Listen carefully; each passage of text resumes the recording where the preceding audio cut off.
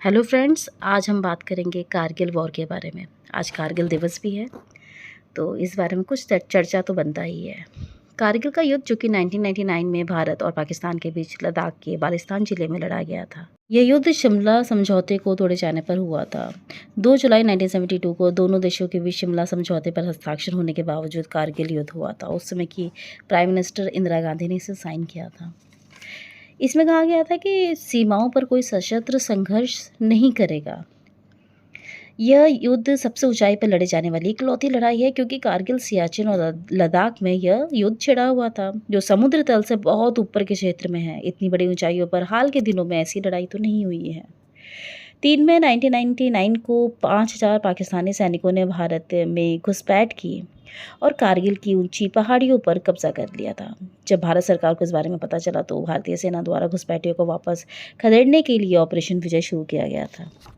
इससे पहले बता दें कि 1971 में भी इंडिया और पाकिस्तान के बीच युद्ध हुआ है, जिसमें उस समय का पूर्वी पाकिस्तान में बहुत उथल-पुथल होने के कारण बहुत संघर्ष हुए और परिणाम स्वरूप बांग्लादेश एक अलग देश के रूप में बन गया था। कारगिल युद्ध की बात करें तो उस समय भारत के प्रधानमंत्री अटल बिहारी वाजपेयी थे। यह युद्ध बहुत ही दुखदाई था, क्योंकि कुछ ही दिन पहले हमारे प्राइम मिनिस्टर, उस समय के प्राइम मिनिस्टर पाकिस्तान दौरे पर गए हुए थे भाईचारा और शांति स्थापना के लिए, पर कुछ ही दिन बाद इतना बड़ा हमला खंजर भोंकने के समान था। अच्छी बात तो यह है कि भारतीय वायु सेना भी उन दिनों 26 मई के आसपास पाकिस्तान के खिलाफ पहले से एक पानी के थ्रू, समुद्र के थ्रू एक युद्ध कर रही थी, जिसे ऑपरेशन सफ़ेद का नाम दिया गया था।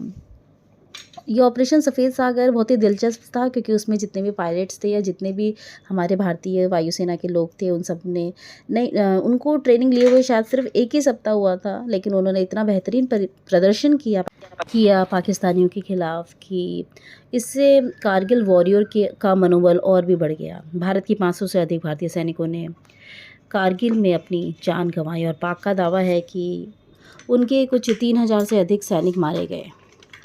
खैर, यह युद्ध हुआ तो जम्मू और कश्मीर के कारगिल ज़िले में था, जिसमें नियंत्रण रेखा के साथ छेड़छाड़ हुआ था और वहाँ पे उन्होंने सीज़ फायर का उल्लंघन किया था। पाकिस्तान की सेना ने इस इलाके पर कब्ज़ा करने के लिए उन्होंने सर्दियों में घुसपैठियों के नाम पर अपनी आर्मी को भेज दिया था, अपने आर्मी सैनिकों को भेज दिया था। इस युद्ध का उद्देश्य था लद्दाख और कश्मीर के बीच संबंध तोड़ना, और भारत और पाकिस्तान के बीच जो थोड़े बहुत भी संबंध अटल बिहारी वाजपेयी सुधारना चाह रहे थे, उसको और ख़राब करना।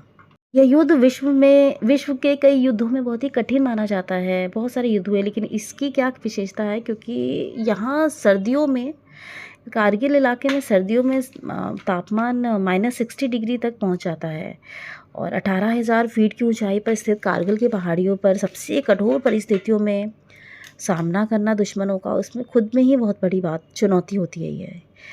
इसी कारगिल में हमारे जवान सैनिकों ने बहुत ही पूरा मेहनत करके और किसी तरीके से डट कर मुकाबला किया, और मुकाबला ही नहीं किया, विजय होकर भी लौटे। एक अच्छी बात ये थी कि अंतर्राष्ट्रीय तौर पे भी हमें बहुत सपोर्ट मिला। उसका रीज़न ये था कि अटल बिहारी वाजपेयी ने एलओसी क्रॉस करने के लिए मना कर रखा था।